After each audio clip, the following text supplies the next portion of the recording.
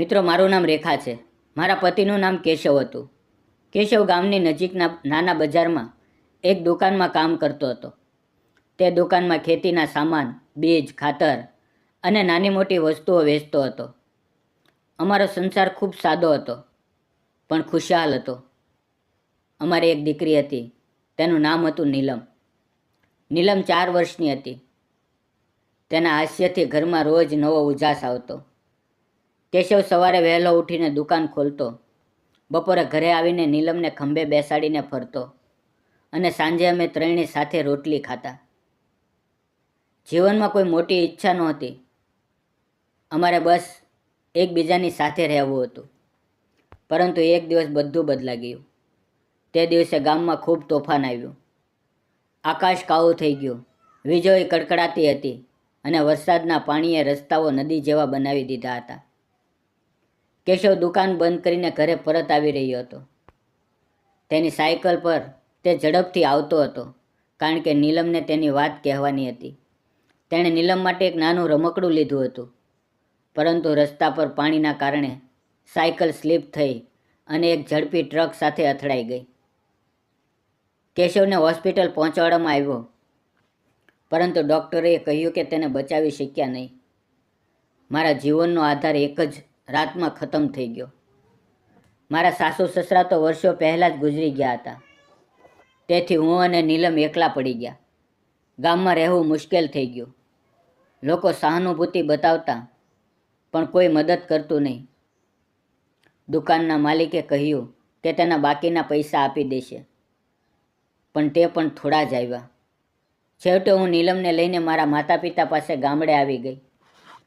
મારા મા બાપ એક નાના ખેતરમાં કામ કરતા હતા. તેણે મને આશ્વાસન આપ્યું અને કહ્યું, બેટા, અહીંયા રહી જા. આપણે બધા સાથે મળીને જીવશું. શરૂઆતના દિવસોમાં હું ખૂબ રડતી. રાત્રે નીલમ સૂઈ જતી ત્યારે હું એકલી બેસીને રડતી. પણ નીલમની નાની નાની વાતો, તેનું મમ્મી પપ્પા ક્યાં છે પૂછવું, આ બધું મને જીવવાનું કારણ આપતું. ધીમે ધીમે હું શોકમાંથી બહાર આવી. મારા મા બાપને મદદ કરવા હું પણ ખેતરમાં કામ કરવા લાગી.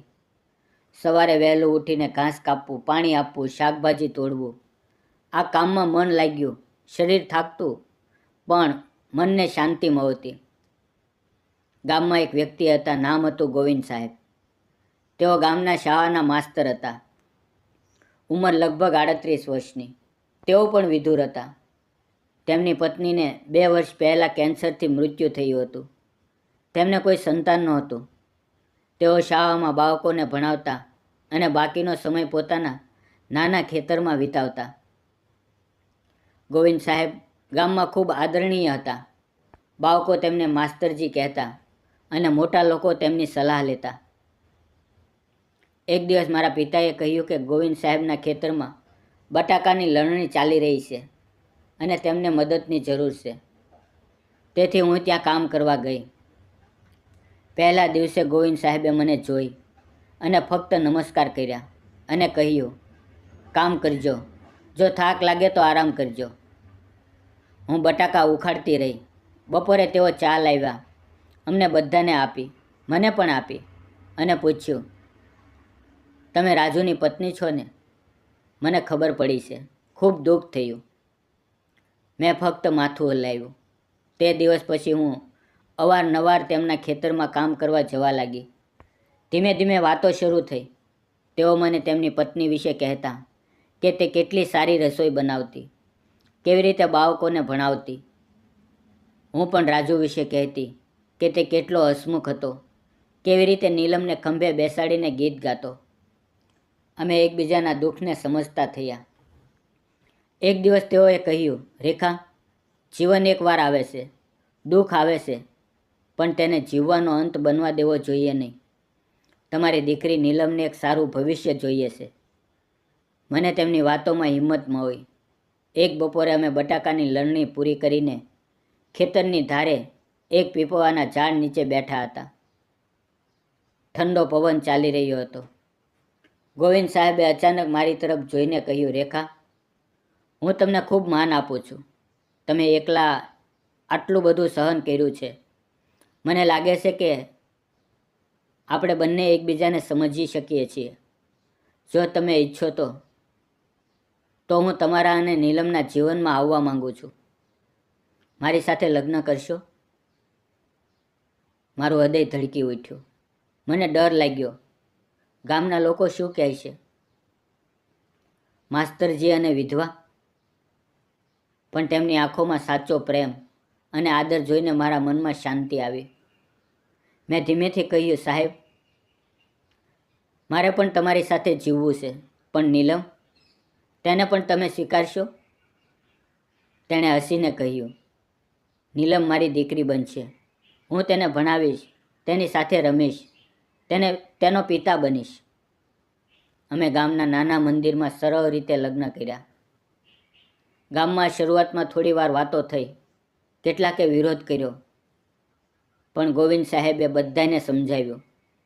તેણે કહ્યું, જીવનમાં દુઃખ આવે છે, પણ તેને જીવવાનું બંધ ન કરવું જોઈએ.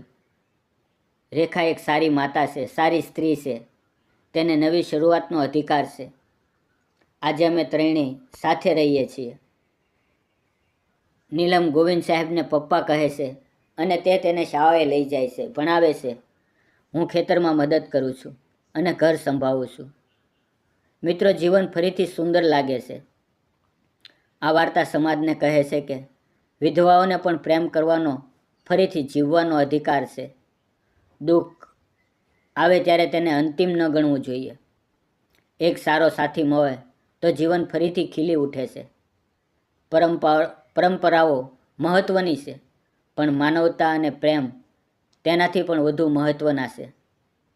જીવનને બીજી તક આપો, કારણ કે દરેક વ્યક્તિને ખુશ રહેવાનો અધિકાર છે. મિત્રો, વાર્તા સારી લાગી હોય, વિડીયો ગમ્યો હોય તો પ્લીઝ જતાં પહેલાં એક નાની એવી કોમેન્ટ અને વિડીયોને લાઇક અને સબસ્ક્રાઈબ જરૂર કરજો.